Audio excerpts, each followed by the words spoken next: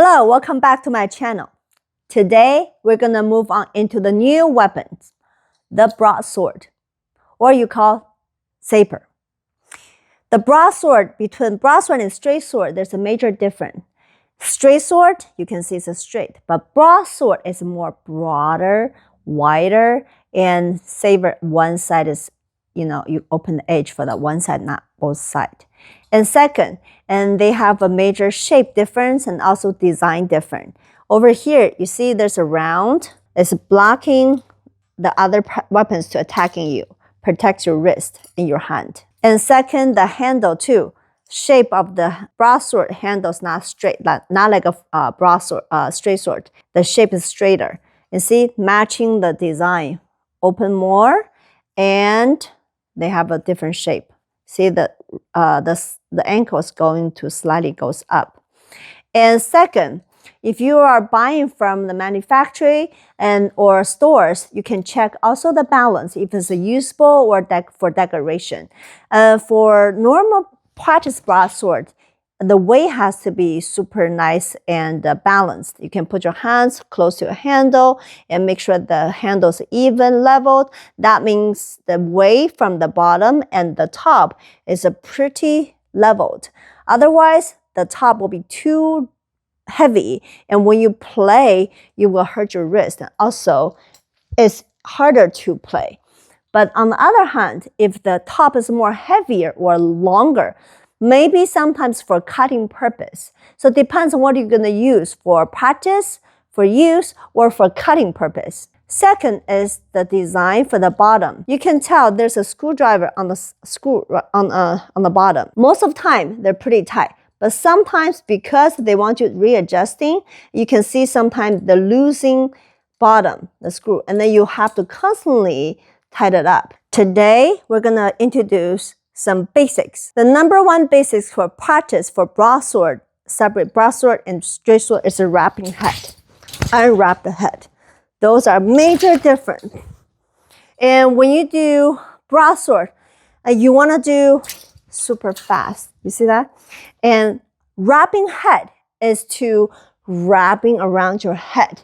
And when I was training, my coach telling me, describing in the old time, the Sifu say, if I'm pouring the water to you, the water cannot even touch my body. That's how fast you have to be go around. Super nice and clean.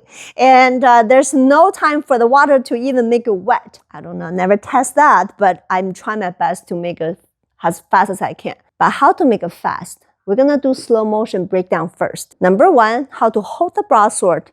And just much easier than straight swords. Directly holding the broadsword like this.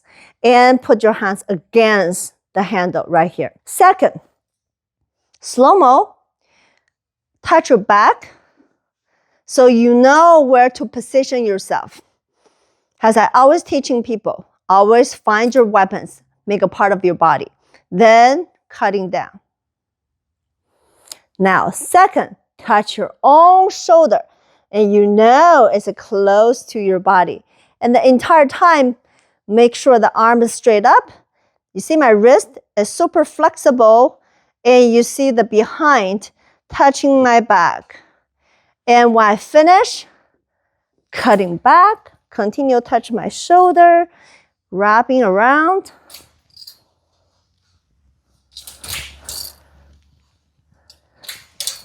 Often, when I start teaching, students will make a common mistakes by like a cloud straight sword, like a cloud. Those are too wide open, but it's very difficult. It takes the days and days and time developing that tightness on your body because some people just feel afraid. Don't be afraid. Slow motion first. From the profile, take a look. Once you're cutting down, you're going to find your shoulder immediately. Then raise your hand above your head. Open your left hand to matching the right hand. And then cutting back, and cutting back. And also how to transfer from here to here. You do not want to go in right away. You want to have that nice cut. You see that? And twist. Slow-mo, twist. Slow-mo, twist. Once you finish that twist, go find your shoulder right away. Cutting twist, find your shoulder right away. Find your shoulder right away. Also for broadsword, to separate broadsword and straight sword for form-wise, look-wise, and straight sword is more elegant. Super nice and graceful. You can see Watching Tiger, Hidden Dragon, and Jet Li, the hero. But when it comes to broadsword, we describe broadsword as the tiger running down to the mountain. That's how powerful and how fast you're gonna be. Like, everything has to be with a speed. And they're using a lot more of bigger upper arms, not like a wrist. They do, but very settled. They're representing muscles and speed. So every day I have to using a lot of time to just practice the basic, the speed, and the strong thrusting. And also the weight is more heavier than straight sword. And when I changed to the straight sword later, I realized, wow, my big muscle doesn't use anymore, more like wrist. So that's between two weapons. Second is when you're using for films. Often we're using for developing the character, more like a strong character. In broadsword, using often for men, right? More aggressive character. They're using more strong, wider broadsword to show the power of the character. Cutting, and boom, and then like continuationally thrusting, all those movements, and can show how strong this character is. Also, there's a different shape of the broadsword. And the technique is all the same, but you can make more interesting shape, where sometimes the broadsword also, the top is a flat, and depends how you use for the broadsword. Also, from the profile, see how tight the broadsword with my body. Cutting, twisting, touching. You see my wrist?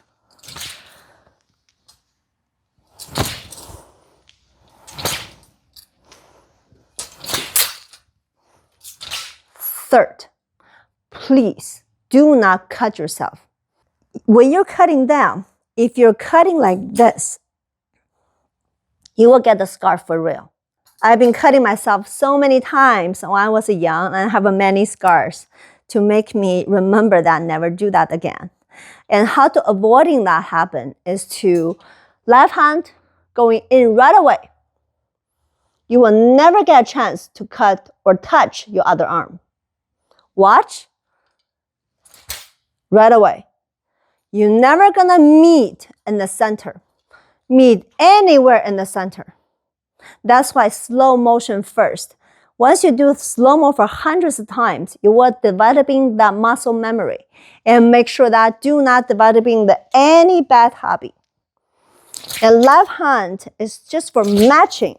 And while you're cutting, and do not touch your arm. You see from the profile, I go in right away. I have no chance to meet my own other arm.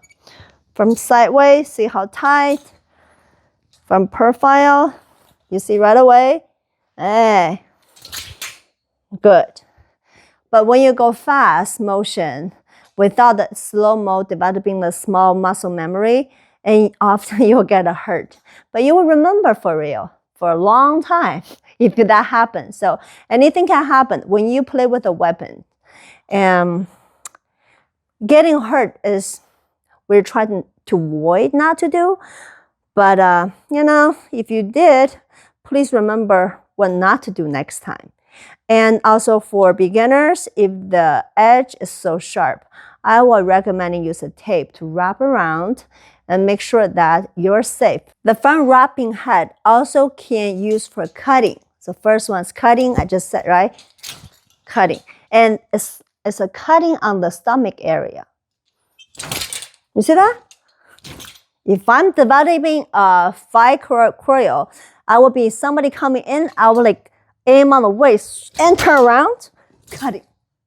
The cutting part can be this low, but never go this high, because once you go this high, see, you are passing your head. So normally use the waist. use your waist power to develop the first cut and tone your body up. You can exhale, hold it, and then have that internal energy and for the cutting strength. Then finish. Once you have that cutting strength developing, the speed will getting up and you will get faster motions. Thanks for watching. The next one, I'm going to teach you how to unwrap the sword. See you next time.